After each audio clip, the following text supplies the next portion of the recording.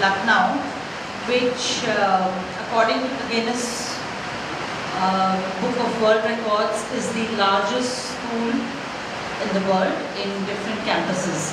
So we have 20 campuses in the city of Lucknow.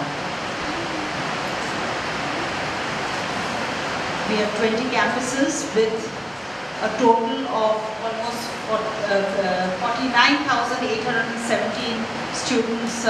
This was 2 days ago, so about 50,000 students.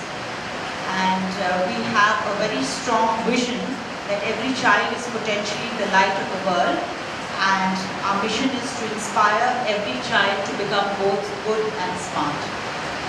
We have 4 building blocks on which CMS education is based: universal values, global understanding, service to humanity, and excellence in all things.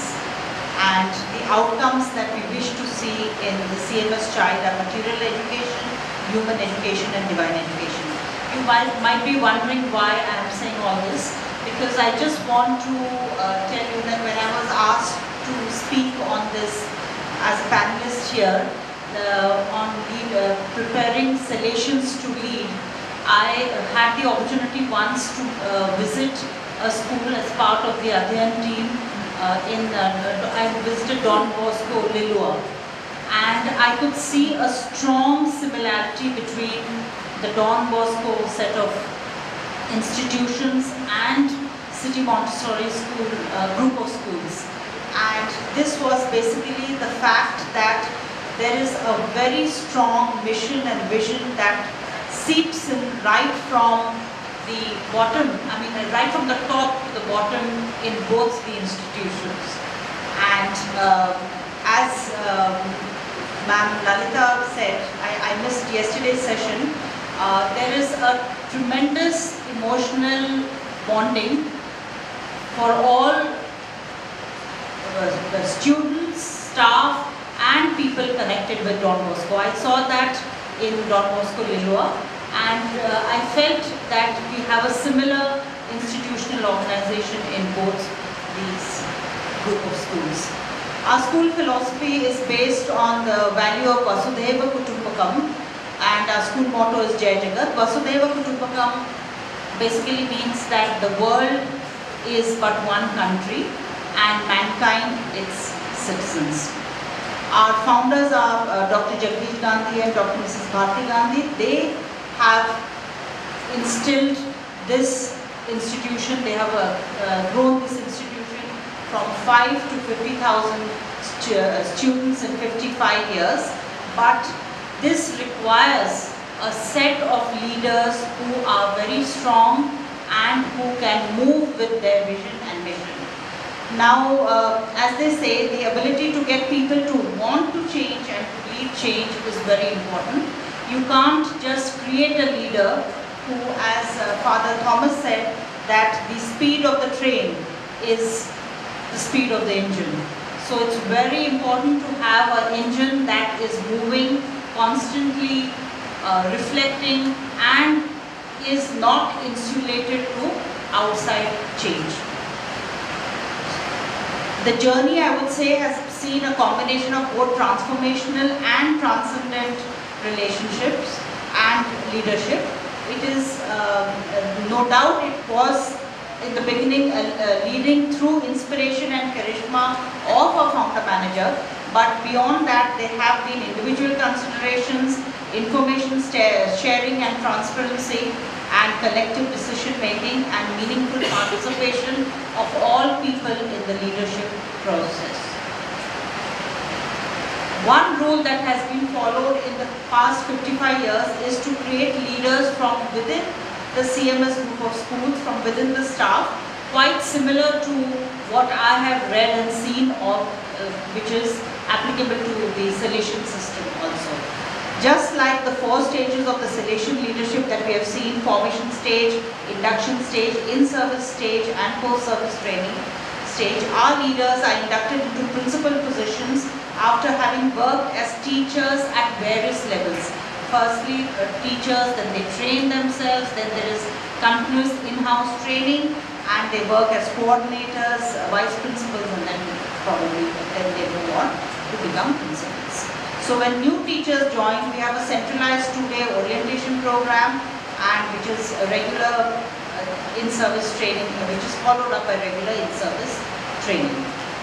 Now, the reason we do this is because we feel, like the Don Bosco system, that if they are from within the system, they tend to imbibe and inculcate the values that the institution stands for very strongly. So, for example, the school's philosophy of Vasudhaiva Kutumbakam, there is empirical evidence to show that during the 1992 Babri Masjid crisis at Ayodhya, when perhaps even in Mumbai there was problem as far as Mumbai, and the whole of UP did have problems and riots, etc. The Lucknow was reasonably calm and there were no problems there, and this was the entire school along with the principal, staff and students were involved in meeting religious leaders and creating, doing flag marches and other things. So leadership challenges in a combination of transformational and transcendent leadership have no doubt been good in the sense that mission and vision of the school is followed to the finest detail. But such a system also, we felt, it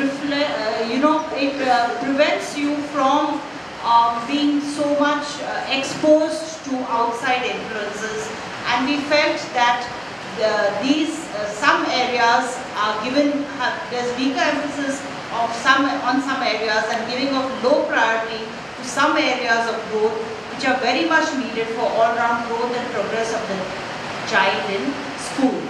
So as they say, when leaders become a wee bit too close to the problems and challenges, they are unable to recognize them and deal with them impartially.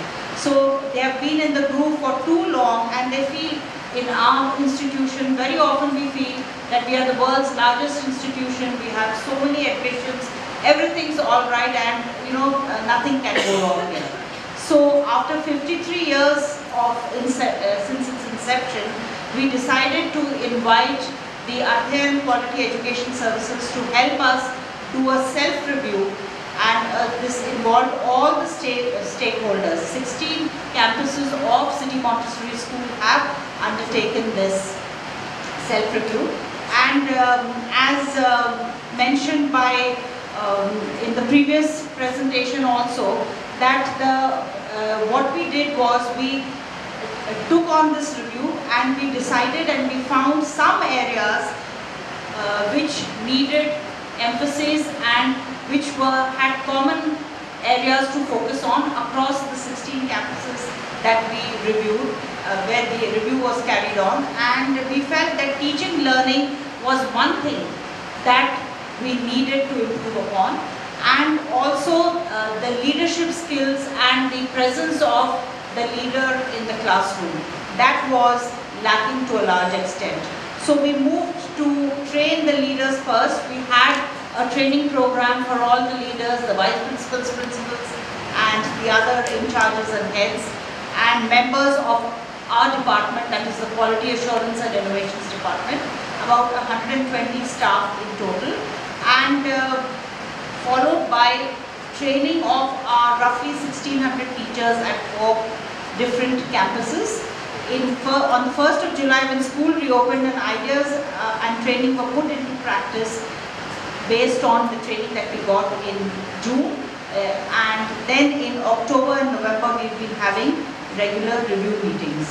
What are the learnings that we have from this kind of system which might be of use to the Salesian system also, since we are similar groups of schools? It is firstly, creating leaders from within the system has proved beneficial to the system to promote its mission and vision, role and goals. But creating leaders from within has to some extent kept us insulated from innovations and progress across the world. Maybe too much focus on some aspects of our mission and vision. The services of an expert agency helped us identify areas in the school that needed attention. Then we saw that bringing about change is a very slow process, especially when you have such large numbers. Big is beautiful and impacting, but it poses its own challenges in acceptance and implementation. Some campuses have embraced new ideas and innovations, while others are accepting them slowly. There are some campuses with as less as 35 teachers where change has been easier. But there are some with as many as 350 teachers where change has not been so easy. But then again, there are some large campuses where change has taken place and improvements have been seen in the past 1.5 years. But here it is where the individual campuses where the leader plays a big role. So where you align with the larger vision, as ma'am said, and identify some specific areas and prioritize your challenges, we felt that change has been possible. So as they say, to rule or govern is easy, but to lead is difficult. Thank you, and Jai Jagat once again.